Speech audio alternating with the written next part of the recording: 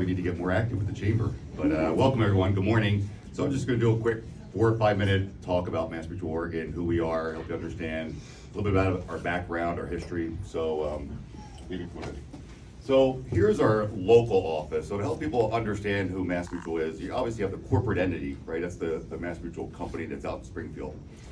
Fortune 102 company. I always like to tell people, like, even though MassMutual's not a household name, if you look at where they're at on the Fortune 500 at 102, they're bigger than household names like Starbucks, Uber, Netflix. So obviously a very large company. We bought MetLife probably 6-7 years ago now. Largest stakeholder in Invesco. So again, large company, and relatively known on the insurance side. That's how they started 160 years ago. But now they've become the 4th largest independent investment firm in the country.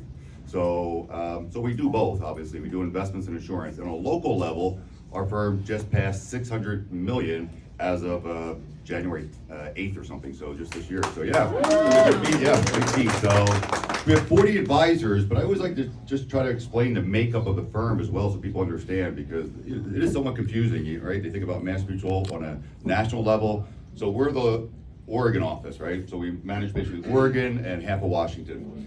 So we have financial advisors that own their own DBA, so they do business under their own name, even though they're a MassMutual office. So you got Chamberlain Financial Group, Oregon Financial Services Group, Portland Financial Group, and Delaware, et cetera. So you can see we have 9 different DBAs, and they're spread out throughout the region, all right, everywhere from northern, or I guess central Washington, Salem, Lake Oswego, Portland, et cetera. So that they're all detached essentially outside of the core office. So this is kind of like the core, the CEO, all the resources are out of this office. We have a support team made up of 8 people. Okay, so these people are all employed to support our financial advisors. So as far as financial advisors, by the way, we have 42 full-time financial advisors, and then we have probably about 300 brokers as well that broker with us throughout the country, really. So the staff is head up by Vivi. She's our director of operations. So Vivi, and she helped organize this morning. So yeah, she's had a busy week. She organized our awards dinner at the Oswego Lake Country Club on Saturday night. That was a big undertaking, and then obviously helped in organizing this. So thanks, Vivi. Great job. And then again, we have the rest of our support staff. Most of them located here. We have a couple people that are detached.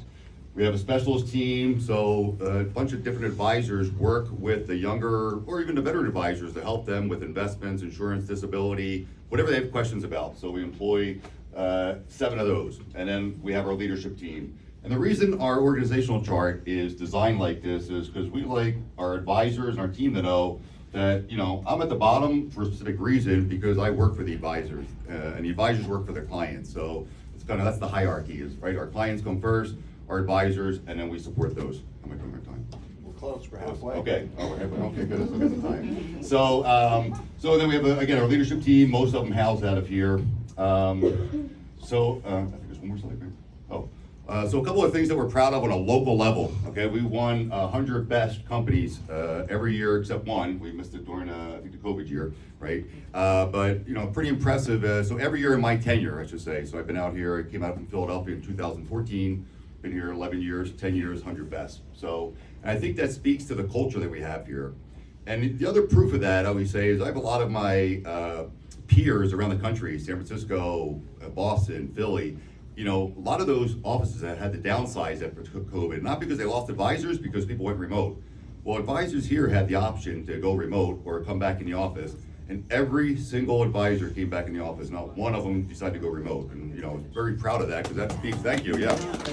That speaks to the culture and to the relationships that we have with people, that they want to be here and be a part of, the firm and interact with the other people, the other advisors. So that was pretty cool. So anyway, we won that 10 years in a row. So no slide, is that it? Yeah. That's it. Okay, so hey, we're on time then. So anyway, welcome. I appreciate the chamber organizing this. I know we've done this every probably year and a half, 2 years, and it's always great to meet new people and be part of the community. So thank you. Yeah. Thank you. Thank you so very much, Michael. Culture are the habits of an organization, Yep. and it shapes what it feels like to be here. And clearly, you guys have done a good job. So one more round of applause for our host today.